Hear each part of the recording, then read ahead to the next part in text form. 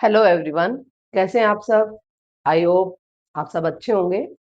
And first of all sorry कि from last 3-4 days से मैं वीडियो जो है अपलोड नहीं कर पाई थी। थोड़ा सा कुछ पर्सनल रीजंस हो गए थे। तो अब तक हमने जो है पार्ट ऑफ स्पीच की सीरीज स्टार्ट की थी, जिसके अंदर हमारा सेकंड टॉपिक जो है वो मैंने आज लिया है, प्रोनाउन। कुछ स्टूडेंट्स का है कि वॉइस कराना है, टेंसेस कराने हैं। तो मेरा मानना ये है कि जब तक हमें पार्ट ऑफ स्पीच की नॉलेज प्रॉपरली ना हो, तो तब तक हम वॉइस को, टेंसेस को प्रॉपरली नहीं कर पाएंगे। वॉइस और नरेशंस के अंदर प्रोनाउंस का स्पेशली बड़ा रोल होता है। अगर हमें इस चीज का ना पता हो तो कहीं ना कहीं हमसे मिस्टेक्स हो सकती हैं। सो दैट्स वाई प्रोनाउन जो था वो करना कंपलसरी था। अब बात आती है कि प्रोनाउंस होते क्या है। प्रो, नाम से ही पता चलता है कि प्रो, स्पेशल।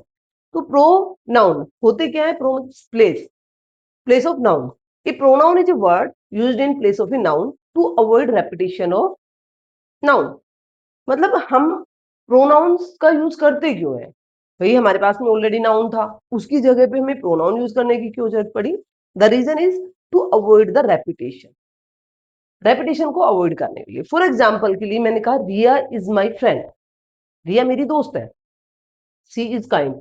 अगर मैं इसकी जगह पे Riya is kind, Riya is this, Riya is this, Riya is that अगर ये बोलती हूँ, तो थोड़ा सा वो ओड साउंड करने लगता है। तो इस ओडपन को हटाने के लिए, इस चीज को हटाने के लिए हमने क्या किया? सी वर्ड का यूज कर दिया। फिर Rahul has a book, it is new. तो यहाँ पे अगर मैं फिर वापस से कहूँ book is new, book is this, तो वो थोड़ा अच्छा साउंड नहीं करता है। तो इसलिए हमने इट का यूज कर लिया, किसकी जगह पर? बुक की जगह पर। तो आई होप आपको समझ में आया होगा कि प्रोनाउन जो है एक वर्ड होता है जो कि नाउन की जगह पर यूज किया जाता है, and the reason behind it, avoid the repetition. उसके बाद में सेकंड थिंग आती है कि जो नाउन प्रोनाउंस होते हैं उनके टाइप्स कितने होते हैं। तो यहाँ पर आप देख सकते हैं 10 टाइप्स के प्रोनाउंस की हमने बात की है। First one is the personal pronoun. हम इनकी डेफिनेशन जो है वो खुद से बनाते हुए चलेंगे, रटने की जरूरत नहीं होती है किसी भी चीज को। जस्ट अंडरस्टैंड करना है कि what is the meaning of it. Personal pronouns, जैसा कि नाम से ही पता चल रहा है, that is used for person. Things के लिए जो यूज किए जाते हैं, एनिमल्स के लिए जो यूज किए जाते हैं, उन्हें पर्सनल प्रोनाउन कहते हैं। हमारा I, we, you, he, she, it, they, ये हमारे पर्सनल प्रोनाउंस में इंक्लूड होते हैं। सेकंड आता है पजेसिव प्रोनाउन। ये पजेसिव प्रोनाउंस होते हैं, ये बने किससे होते हैं? पर्सनल प्रोनाउन से ही बने होते हैं। लेकिन इनका यूज हम किस लिए करते हैं? टू शो द पोसेशन, अधिकार दिखाने के लिए। For example mine, ours, yours, his, hers, its and theirs, etcetera. Next हमारा आता है रिफ्लेक्सिव एंड एम्पेटिक। ये दोनों साथ में ही दिए गए हैं, क्योंकि दोनों में सेम थिंग का ही यूज किया जाता है। इनको हम सेल्फ प्रोनाउन भी कहते हैं। सेल्फ प्रोनाउन भी कहा जाता है। द रीजन इज कि इनके पीछे, सबके पीछे सेल्फ और सेल्फ का यूज किया जाता है। Myself, yourself, himself, herself, itself, themself, yourself and ourself. और जैसे आपने देखा होगा कि कुछ के साथ में मैंने वीईएस का यूज किया है। तो सिंपल सा हमने नाउन में एक रूल पढ़ा था कि जब लास्ट में एफ और एफ ई होता है तो उसको हटा के हम वीईएस का यूज करते हैं। So that's why them, your और आवर्स ये प्लूरल के लिए यूज किए जाते हैं। तो हमने यहाँ पर वीईएस का यूज किया है। नेक्स्ट आता है हमारा डेमोस्ट्रेटिव प्रोनाउन। डेमोस्ट्रेटिव प्रोनाउन जो होता है वो किसी चीज को इंडिकेट करने के लिए यूज किया जाता है। इसमें हमारा दिस, दैट, दीज, दोज आते हैं। दिस दैट जो होता है वो सिंगुलर के लिए यूज किया जाता है, एंड दीज और दो जो होता है वो प्लूरल के लिए यूज किया जाता है। दिस एंड दीज नजदीक की चीज के लिए यूज होता है, और दैट एंड दोज दूर की चीज के लिए। यह है और वह बोलने में भी समझ में आता है। अगर कोई एक चीज मेरे नजदीक तो दिस इज ए चेयर, अगर ये दूर है तो दैट इज ए चेयर। अगर बहुत सारी चेयर्स मेरे नजदीक में तो दीज आर चेयर्स, एंड दूर है तो दोज आर चेयर्स। नेक्स्ट हमारा आता है इंटेरोगेटिव प्रोनाउंस। इंटेरोगेटिव प्रोनाउंस जो होते हैं, they are use to ask question. Simple सा है कि इसलिए यूज होते हैं, क्वेश्चन पूछने के लिए यूज किया जाता है। फॉर एग्जाम्पल के लिए हु, हुम, वट और विच का यूज करते हैं। हुज का भी यूज करते हैं, बट हुज जो होता है वो ऑलवेज नाउन के साथ आता है। सो दैट्स वाई मुझे लगता है कि उसे एडजेक्टिव की कैटेगरी में रखना चाहिए। नेक्स्ट हमारा आता है रिलेटिव प्रोनाउन। रिलेटिव प्रोनाउन जो होते हैं उसके अंदर हमारा हु, हुम, हुज, विच और दैट आता है। इसमें भी हुज जो है उसको हम कर सकते हैं कि भाई अगर एडजेक्टिव के अंदर inter relative pronoun, relative adjective आता है तो हम उस कैटेगरी में भी रख सकते हैं इसको, अदरवाइज ये इस वाली कैटेगरी में भी चलता है। अब आपने देखा होगा कि इंटेरोगेटिव प्रोनाउंस और रिलेटिव प्रोनाउंस लगभग सेम है, हु, हुम, व्हाट, विच और हुज। दोनों में डिफरेंशिएट कैसे करेंगे? जो क्वेश्चन पूछने के लिए किया जाएगा वो सेंटेंस के स्टार्टिंग में आएगा, उसके बाद में आपको एक हेल्पिंग वर्ब मिलेगी। For example, what are you doing, who are you. लेकिन जब ये as a relative pronoun use होंगे तो दैट टाइम पे ये दो सेंटेंसेस को कनेक्ट करने का काम करेगी, और ये सेंटेंस के मिड में यूज होते हैं।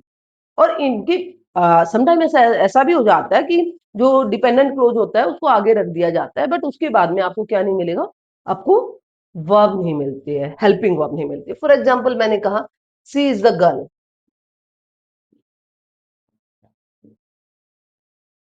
Who met me in the market। तो इस सेंटेंस के अंदर हु जो है वो किसका काम कर रहा है, रिलेटिव प्रोनाउन का काम कर रहा है, क्योंकि ये दो सेंटेंसेस को जोड़ रहा है, और हु के बाद में सीधी वर्ब का यूज हुआ है, ना कि किसका, हेल्पिंग वर्ब का यूज हुआ है। यहाँ पे हु जो है वो एज ए सब्जेक्ट काम कर रहा है। ओके, नेक्स्ट हमारा आ जाता है डिस्ट्रीब्यूटिव प्रोनाउंस। डिस्ट्रीब्यूटिव प्रोनाउन चार होते हैं, ईच, एवरी, ईदर, नीदर। इनके बीच का डिफरेंस जो है वो हम जानेंगे कंप्लीटली आगे, अगली सीरीज आएगी उसके अंदर देखेंगे कि ईदर नीदर तो सिंपल सा है, दो में से कोई एक की बात हो रही है तो ईदर का यूज करते हैं, नीदर दो में से कोई भी नहीं। ईच जो होता है वो लिमिटेड के लिए यूज होता है, एवरी जो होता है अनलिमिटेड की बात हो रही थी तब यूज किया जाता है। नेक्स्ट आता है हमारा रेसिप्रोकल प्रोनाउंस। रेसिप्रोकल प्रोनाउंस में ओनली टू ही होते हैं, each other and one another. Each other जो होता है वो टू पर्सन्स के बीच की बात जब होती है तो ईच अदर की बात होगी, और वन अनदर जब टू पर्सन को स्पेसिफिक ना किया गया हो तो वो वन अनदर की। जैसे Ram and Shyam are fighting each other, तो हियर राम एंड श्याम दो लोगों की बात हो रही है, तो हमने ईच अदर का यूज किया। और मैं कहूं they are fighting with one another, तो एट दिस टाइम पे ये कंफर्म नहीं है कि वो दो है या दो से ज्यादा है, तो जब दो की कंफर्मेशन है तो ईच अदर यूज कीजिए, और दो से ज्यादा की बात हो रही है तो वन अनदर का यूज कीजिएगा। नेक्स्ट हमारा आ जाता है इंडेफिनेट प्रोनाउन। इंडेफिनेट प्रोनाउन जिसके अंदर हमें ये पता नहीं कौन है, कितने लोग हैं, कैसे हैं, दैट टाइम पे हम इसका यूज करते हैं। इसमें हमारा some, any, someone, anyone, something, anything, nobody, none, all, few, little, etcetera ये आ जाते हैं।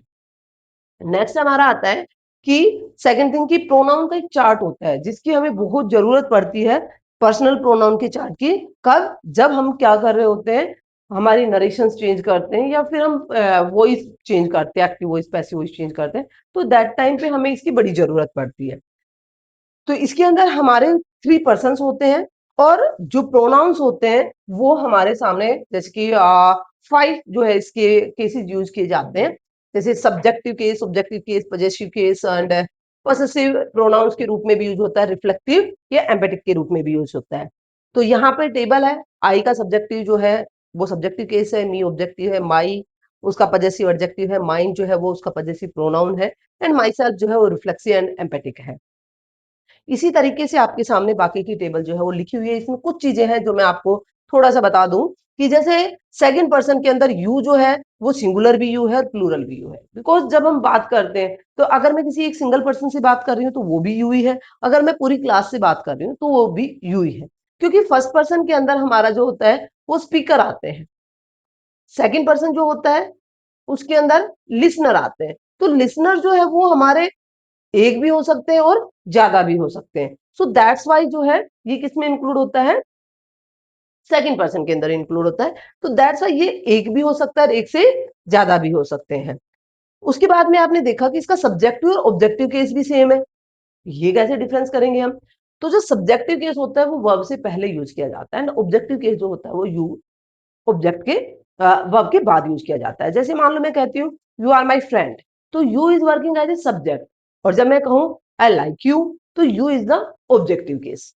इसी तरीके से आप एक चीज और भी नोटिस करोगे कि जैसे हिज जो है वो पजेसिव एडजेक्टिव भी है और हिज जो है वो पजेसिव प्रोनाउन भी है, तो इनके बीच का डिफरेंस कैसे करेंगे कि जब ये नाउन की जगह पर यूज होगा तो ये पजेसिव प्रोनाउन होगा, और जब ये नाउन से पहले यूज होगा तो ये क्या कहलाएगा, पजेसिव एडजेक्टिव है। His car is the possessive adjective, and if I am using only his, this car is his, तो यहाँ पे वो पजेसिव प्रोनाउन का काम कर रहा है। ऐसे ही जो है हर का भी आता है कि हर का ऑब्जेक्टिव और हर का पजेसिव एडजेक्टिव सेम होता है, तो उस टाइम पे भी हम इसी बात को ध्यान में रखेंगे। आई लाइक हर, तो that is the objective case, and I like her dress, तो दैट टाइम पे it's working as a possessive adjective. So these are the things. इसमें थोड़ा सा एक चीज और ध्यान रखने की है कि जो फर्स्ट पर्सन और सेकंड पर्सन होते हैं उनके जो रिफ्लेक्सिव एम्पैथिक बनते हैं वो किससे बनते हैं? पजेसिव एडजेक्टिव से बनते हैं। और जो हमारे थर्ड पर्सन होते हैं इनके रिफ्लेक्सिव और एम्पैथिक जो बनते हैं वो किससे बनते हैं? ऑब्जेक्टिव केस से बनते हैं। ये थोड़ा सा हमें हेल्प करता है कि समटाइम्स हम ना देम सेल्फ आएगा या देयर सेल्फ जाएगा, हिम सेल्फ आएगा या हिज सेल्फ आएगा, तो उस चीज को समझने के लिए हमारे लिए इजी हो जाता है कि ऑब्जेक्टिव केस जो होगा वो किससे बनेगा? थर्ड पर्सन का ऑब्जेक्टिव केस से बनता है, सॉरी रिफ्लेक्सिव, और जो first person and second person होते हैं उनके पजेसिव एडजेक्टिव से बनते हैं। उसके बाद में कुछ स्पेशल पॉइंट्स बताए गए हैं, हालांकि मैंने इन चीजों को थोड़ा किया था क्लियर, लेकिन ये वाला पॉइंट नहीं हुआ है। इसमें है कि रिफ्लेक्सिव वर्सेस एम्पैथिक प्रोनाउंस। बड़ा कंफ्यूजन रहता है बच्चों को कि रिफ्लेक्सिव और एम्पैथिक प्रोनाउंस में क्या डिफरेंस है। भाई reflexive used when the subject and object are same. जब आपका सब्जेक्ट और ऑब्जेक्ट सेम होता है तो वो रिफ्लेक्सिव होता है, means it's working as an object in a sentence. अगर आप उसमें से उस वर्ड को हटा दोगे तो सेंटेंस का मतलब ही खत्म हो जाता है, बिल्कुल चेंज हो जाता है। That is called reflexive pronoun. For example, she taught herself English. ठीक है, सी टोट हरसेल्फ इंग्लिश। यहां पे हरसेल्फ जो है वो इंपॉर्टेंट है, ऑब्जेक्टिव केस का काम कर रहा है। सी टोट हरसेल्फ, उसने खुद से पढ़ाया व्हाट? इंग्लिश। क्या पढ़ाया? किसको पढ़ाया? ठीक है। एम्पैथिक जो होता है वो एम्फेसाइज करने के लिए यूज किया जाता है। अगर हम उसको हटा भी दे तो उस चीज से हमें कोई ज्यादा फर्क नहीं पड़ता है। For example, I my self will complete this work. मैं खुद से इस काम को पूरा करूं। तो यहाँ पे मैं क्या करना चाह रही हूँ? एक प्रेशर बनाना चाह रही हूँ कि रहने दो, मैं खुद से कर लूंगी। तो that is called emphatic pronouns. कुछ इनकी हम एक्सरसाइजेज और करके देखेंगे जिससे ये चीजें क्लियर हो जाएंगी। Possessive pronoun versus possessive adjective, ये ऑलरेडी मैं आपको बता ही चुकी हूँ कि पजेसिव प्रोनाउन जो होता है वो कम्स अलोन, अकेला आता है। This book is mine, here mine is the possessive pronoun. But if I will say this is my book, तो यहाँ पे बुक जो है वो नाउन का काम कर रहा है, एंड दैट्स वाई माई जो है वो मेरा क्या बन जाता है? एडजेक्टिव बनता है। हु, हुम और हुज, ये सेंटेंस में किस तरीके से काम करते हैं? अगर आप क्वेश्चंस पूछ रहे हो तो हु जो है वो सब्जेक्ट का काम करेगा, who are you, I am this. whom जो है वो ऑब्जेक्ट का काम कर सकता है, to whom you are talking, I am talking to Ram. और who जो होता है सो पोसेशन, अधिकार को दिखाता है। whose book is this? this book is mine। तो यहाँ पे आई होप आपको ये चीजें क्लियर हो गई होंगी कि किस तरीके से हम यूज करते हैं। एंड इन द सेंटेंस भी जब हम इसको यूज करते हैं तो हु के बाद में आपको हमेशा जो है एक वर्ब दिखाई देगी जब आप रिलेटिव प्रोनाउंस कर रहे होंगे।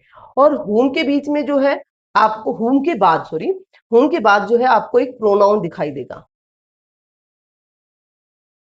एंड जब बात होगी हुज की तो उस टाइम पे उसके बाद में आपको नाउन दिखाई देगा। 95+% में हम ये वाला रूल जो है वो जब हम यूज करते हैं हु, हुम और हुज का यूज कर सकते हैं। और हु, हुम, हुज जो होते हैं ये पर्सन्स के लिए यूज किए जाते हैं। एंड विच एंड दैट जो होता है उसका यूज हम किस चीज के लिए करते हैं? एनिमल्स और थिंग्स के बारे में जब बात करते हैं तो उनके लिए यूज किया जाता है।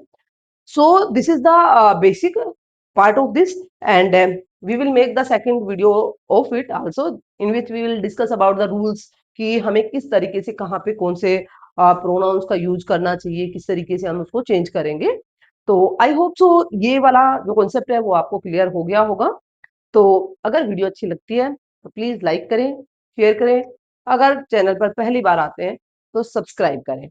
और अगर आपका कोई डाउट होता है तो कमेंट जरूर करें, वीडियो कैसी लगे बताइए जरूर। थैंक यू सो मच, मिलते हैं नेक्स्ट वीडियो।